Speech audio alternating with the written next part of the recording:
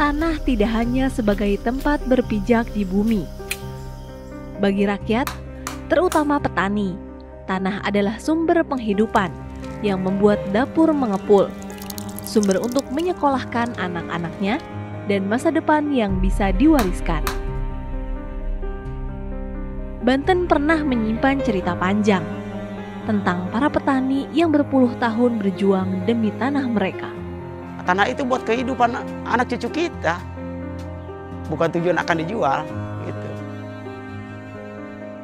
Tapi ketika tanah dikuasai segelintir orang, ia bisa jadi sumber konflik, ketidakadilan, bahkan memutus harapan hidup masyarakat. Nama saya Omo. Di sini tahun 89 saya udah di sini. Udah menggarap di samping perusahaan ini, perusahaan PT Banten Pranger ini ya. Tahun 89 kita sama keluarga saya, sama bapak saya, saudara-saudara saya berkumpul di situ di samping perusahaan, ada tanah nggak digarap sama perusahaan. Tahun 89 saya nanam duren, nanam kelapa, nanam kopi, udah alhamdulillah berhasil. Bahkan tanah tersebut di samping perusahaan itu udah saya ajukan ke desa dibikin SPPT. Lalu alhamdulillah direspon oleh kepala desa, tanah tersebut dibikin SPPT, kita sempat bayar pajak 4 tahun. Tiba-tiba duren udah memanenkan, kelapa udah panen, kopi udah panen, tanaman-tanaman kita ya. Tahun 2007 itu datang pihak perusahaan. Seolah-olah tanah ini tanah perusahaan. Dulu kata perusahaan ini tanah cadangan, sekarang akan digarap lagi sama dia. Nah, ini tanaman-tanaman Bapak kata dia harus ditebang, dikupas ya. Alasan dia akan ditanam sawit. Otomatis kita melawan sama pihak perusahaan kan kita seolah-olah walaupun surat secewir SPPT itu kan bagi kita kekuatan waktu dulu itu ya. Kan Pak, ini saya udah bayar tiap tahun bayar pajak. Tiap tahun bayar pajak ya ke pihak desa. Kok ini tiba-tiba dirampas lagi oleh perusahaan? Kata perusahaan, ini mah dari dulu juga tanah perusahaan, gitu ya. Kok kenapa bisa di SPPT-an? Kan kita mengusulkan ke desa, kata desa ini bukan tanah perusahaan, tapi tanah namanya GG desa.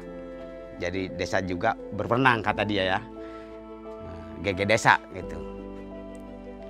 Ini mau tidak mau tanaman bapak-bapak, kata pihak perusahaannya harus ditebang.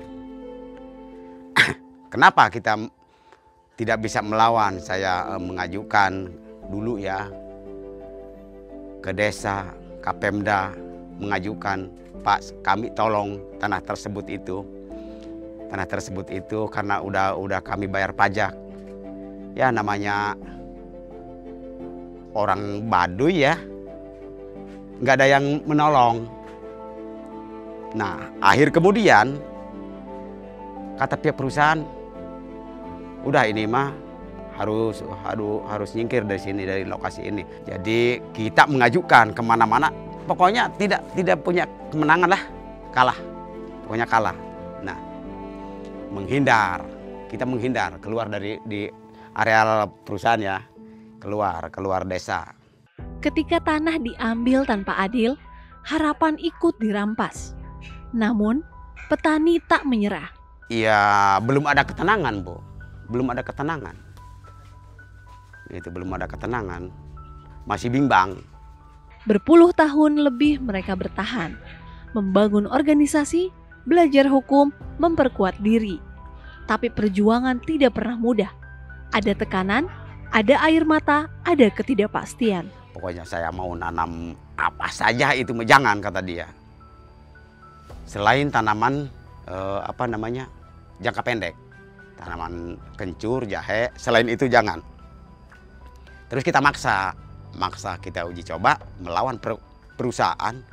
Saya menggerakkan ke anggota saya, coba kita dicoba nanam kayu keras, nanam kalabise, jabon ya, nanam mahoni, uji coba untuk melawan perusahaan. Pihak perusahaan itu sempat ya, pihak perusahaan sempat memanggil saya. Jadi kamu penggerak menanam kayu keras di lahan perusahaan, kata dia. Emang iya Pak? Emang kenapa? Ini harus dikupas lagi. Saya melawan. Saya yang nanam, ya. Kenapa saya yang ngupas? Kalau mau Bapak yang ngupas.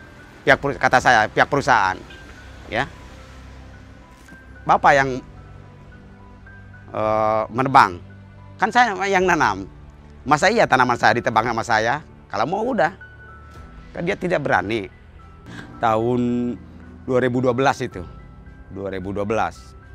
Karena tanah bukan hanya soal kepemilikan tapi kehidupan. Dan dengan reforma agraria, kehidupan itu kembali ke tangan rakyat. Atau peran saya mah ke pihak BPN itu syukur alhamdulillah. Karena kalau nggak sampai, walaupun petak-petak kita udah real, kalau nggak BPN turun ke lapangan, kayaknya sampai sekarang juga nggak bakalan keluar sertifikat ya. Udah ke lapangan, otomatis kata orang nggak bakalan lama lagi turun sertifikat. Kan pikiran saya juga udah berkembang dengan hati juga. Ya iyalah. Kata orang juga kalau udah turun BPN mah pasti berhasil. Pikiran saya gitu. Makanya ke pihak BPN juga saya bersyukur, terima kasih.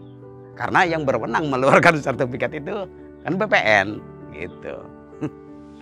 Atas dukungan BPN ya, atas perhatiannya kepada petani anggota P2B yang ada di wilayah Gunung Anten di Kabupaten Lebak. Ya. Banyak terima kasih dari BPN Kabupaten, BPN Provinsi, dan BPN Pusat. Bahkan saya mah waktu terbit sertifikat banyak rintangan, nggak bakalan dapat, nggak bakalan berhasil P2B tersebut. Pasti yang berhasil itu pihak desa, nggak mungkin pihak P2B dapat. Nah, tiba-tiba syukur alhamdulillah 2023 itu bulan Oktober tanggal 27 terbit surat sertifikat. Bahkan waktu itu saya mau betul-betul nangis ya, nangisnya kegagas ya. Jadi saya itu kata orang nggak mungkin, kok bisa mungkin gitu ya, bisa mungkin. Nah, di situ tuh ada pengakuan dari pihak pemerintah. Nah, jadi dari 2023 itu kita nggak bimbang, nggak ragu untuk mengelola lahan ya. Tanah udah jadi milik kita, tinggal kemauan kita mengelola lahan.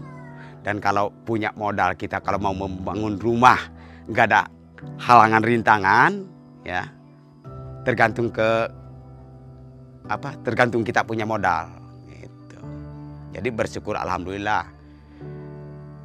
Sesudah redis, alhamdulillah organisasi mendirikan aras, mendirikan masjid, musola. Kita berjalan mendirikan tempat pembibitan demplot. Ya. Sekarang walaupun belum beres, belum selesai, itu untuk penginapan. Ya. Kalau ada tamu-tamu nantinya bisa nginep di sana, gitu, Pak. Reforma agraria hadir, bukan sekadar membagi tanah, tapi mengembalikan hak, mengembalikan martabat, mengembalikan sumber penghidupan. Kalau nggak ada sertifikatnya, kayaknya kayak dulu lagi. Kayak waktu itu pengusiran di tahun 2007 itu di situ. Walaupun udah di SPPT sama kepala desa, gitu nggak ada sertifikatnya nggak bisa apa-apa kita kan.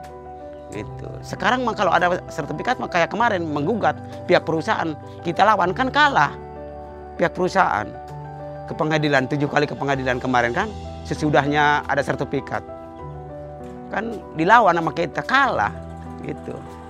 Kan ada tiba-tiba ada geng masuk ke lahan kita.